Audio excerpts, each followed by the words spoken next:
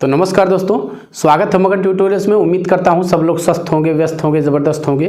दोस्तों, BEd versus BTC आप लोग जानते हैं, बहुचर्चित केस, और इस पे लगातार हम लोग पिछले महीने भर से नज़रें बनाए हुए हैं और इससे रिलेटेड कई जानकारियां भी मैंने आपको समय समय पर इस चैनल के माध्यम से उपलब्ध कराई और उसको आप लोगों ने काफ़ी सराहा भी। कुछ नई डेवलपमेंट्स हुई हैं दोस्तों, कुछ नए तथ्य सामने आए हैं और एक एक करके उन तथ्यों को मैं आप लोगों के सामने रखूंगा। और एक चीज़ आप लोग से रिक्वेस्ट ज़रूर करूंगा, पहले लास्ट में बोलता था, आज पहले ही बोल दे रहा हूं कि कृपया आप इस चैनल को सपोर्ट कीजिए, लाइक शेयर और सब्सक्राइब कीजिए दोस्तों। जब आप ऐसा करते हैं तो हमें एक मोटिवेशन ज़रूर मिलता है, इससे हमें एक कार्य करने की प्रेरणा मिलती है। चलिए सीधे मुद्दे पे आते हैं दोस्तों। हम सारी चीज़ें जान रहे हैं और जाहिर सी बात है कि ये मामला चूँकि करियर से जुड़ा हुआ है और करियर से जुड़े होने का मतलब ये है कि ये जीवन से जुड़ा हुआ है मामला, तो हम सोचते हैं कि हमें कुछ अपडेट्स मिलती रहे। और सबसे बड़ा जो प्रश्न है इस समय, वो प्रश्न ये है दोस्तों कि फैसला इसका कब तक आने की संभावना है, ये फैसला कब तक आ जाएगा। बहुत से बच्चों के कमेंट आ रहे थे कि सर ये बता दीजिए कि लगभग फैसला कब तक आ सकता है, तो ये इसके बारे में भी मैं आपको बताऊंगा। और जैसा कि आप लोग जानते हैं कि शुक्रवार तक रिटन सबमिशन होने हैं और उसके बाद ही कोई संभावना बनेगी, तो खैर इस पे हम लोग बाद में अभी बात करेंगे।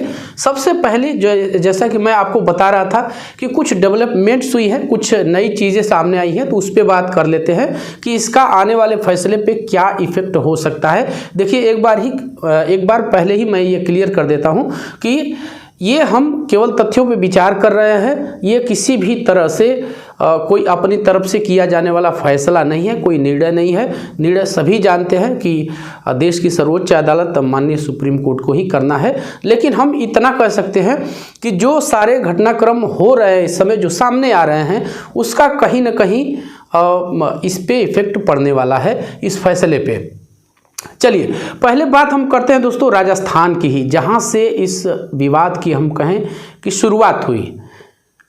राजस्थान से ही ये बीएड बीटीसी मामले की शुरुआत हुई और हम सभी जानते हैं कि राजस्थान हाई कोर्ट ने बीएड को प्राइमरी से बाहर कर दिया, जिसके बाद वहां के विद्यार्थियों ने फिर से सुप्रीम कोर्ट की गुहार उसमें लगाई और ये मामला यहाँ तक पहुँचा हुआ है। अब उसी राजस्थान में एनआईओएस और बीएड को फिर से वापस लिया जा रहा है रीट लेवल 1 में। तो इस चीज़ का क्या इफेक्ट पड़ेगा? अभी हम ये कह रहे थे कि वहीं से ये विवाद इसकी उपज हुई और फिर वहीं की हाई कोर्ट ये कह रही है कि ठीक है, हम इन्हें फिर से शामिल कर रहे हैं। तो इसका क्या इफेक्ट पड़ेगा? जाहिर सी बात है कि जब ये चीज़ें सामने माननीय कोर्ट के द्वारा कही जा रही हैं, तो जो भी केंद्र सरकार या फिर एनसीटी या फिर और भी जो पक्ष हैं बीएड के, उस चीज़ को कोर्ट करेंगे या नहीं करेंगे।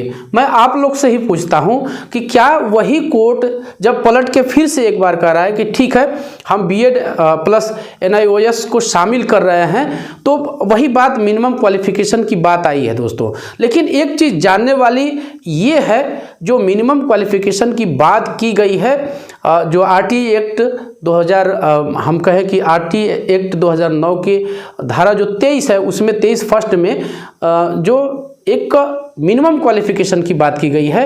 तो मिनिमम क्वालिफिकेशन का कतई ये मतलब आप नहीं लगा सकते कि इसमें क्या हो सकता है। मिनिमम क्वालिफिकेशन तो है ही, यानी इसको आपको पूरा करना ही है। लेकिन उससे ज़्यादा यदि आपके पास कोई क्वालिफिकेशन हो तो क्या ये चीज़ स्टैंड नहीं करेगी, क्या ये चीज़ विपक्ष में जाएगी, ये देखने वाली बात होगी। मैंने पहले ही आपसे कह रखा है कि ये किसी भी तरह से निर्णय नहीं है। हम एक विचार कर सकते हैं कि क्या राजस्थान हाई कोर्ट ने इस तरह का फिर से एक डिसीजन दिया है तो इसका क्या कुछ इफेक्ट पड़ने वाला है। जाहिर सी बात है, जो अपोनेंट होगा इसको कोर्ट करेगा अपने रिटर्न सबमिशन में, और जाहिर सी बात है जब कोर्ट करेगा तो वो कहीं ना कहीं एक तरफ से इसका पॉजिटिव इफेक्ट ही पड़ने वाला है।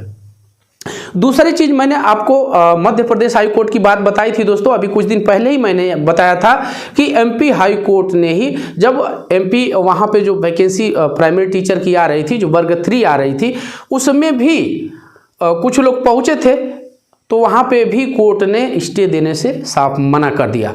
आप लोग जानते हैं कि 69,000 शिक्षक भर्ती जो एनसीटी की नोटिफिकेशन थी 28 जून 2018 की, उसी के आधार पे उत्तर प्रदेश में जो 69,000 शिक्षक भर्ती हुई थी उसमें बीएड को शामिल किया गया था और वो बच्चे जो हैं अपनी विधिवत सेवाएं दे रहे हैं। तो सुप्रीम कोर्ट में बहुत कुछ ये निर्भर करेगा कि इन तथ्यों के आलोक में क्या एक सुटेबल, क्या एक संविधान सम्मत फैसला वो लिखते हैं। ये सारी चीज़ें वहाँ पे मेंशन होंगी। तो ये छोटे छोटे डेवलपमेंट्स थे दोस्तों, और ये कहीं ना कहीं आने वाले निर्णय को प्रभावित करेंगे, और मैंने सोचा कि ये आपके सामने लाना चाहिए कि क्या हो सकता है, इसमें क्या संभावनाएं बन सकती हैं। अब जैसा कि मैं आपसे बात कर रहा था, बहुत से बच्चों का ये सवाल है कि सर ये बता दीजिए कि फैसला कब तक आएगा। तो हम एक अंदाज़ा ही लगा सकते हैं। हम जानते हैं कि जो सुप्रीम कोर्ट की कार्यप्रणाली होती है वो उसको वही जानते हैं और वही सही से बता सकते हैं कि क्या हो सकता है, कितना समय लग सकता है। जानते हैं हम कि 20 तक रिटर्न सबमिशन फाइल करने हैं, और जब वो फाइल हो जाते हैं हो सकता है कि इसमें कुछ किसी पक्ष की तरफ से विलंब भी कर दिया जाए, तो उसमें और समय लग सकता है। लेकिन नॉर्मली जैसा कि मैंने आपको पहले भी बताया था कि ये फैसला को लेके आप लोग के अंदर जितना उतावलापन है, थोड़ा सा उतावलापन तो मैं यहाँ आपसे ज़रूर कहना चाहूँगा कि आप अपनी तैयारी पे भी कीजिए। देखिए, पढ़ना तो आपको है, जाहिर सी बात है, आप बीएड हो या फिर बीटीसी हो, पढ़ना तो आपको पड़ेगा। और एक सेकंड के लिए ये हम मान लेते हैं कि चलिए ठीक है बीएड नहीं बैठेगा, तो बीटीसी के बच्चों की ही संख्या इतनी है कि गला काट प्रतियोगिता वहाँ पे होनी है, निश्चित रूप से होनी है।